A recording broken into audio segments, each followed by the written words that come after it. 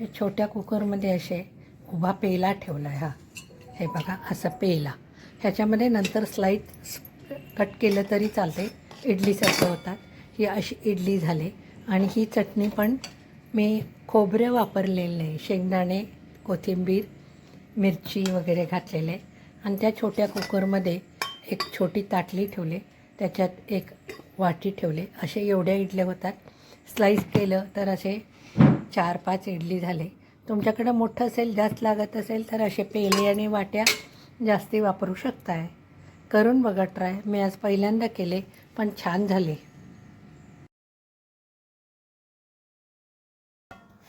नमस्कार.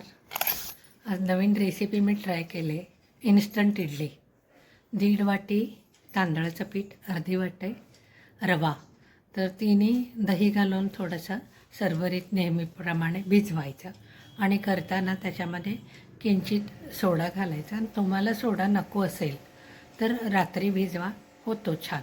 आणि मी काय केले, इडलीच्या साच्या वगैरे या भानगडीत पडलेले आम्हाला जास्त लागत नसेल तर असं छोटा कुकर आहे माझ्याकडे, तुम्हाला चित्रामध्ये दाखवले.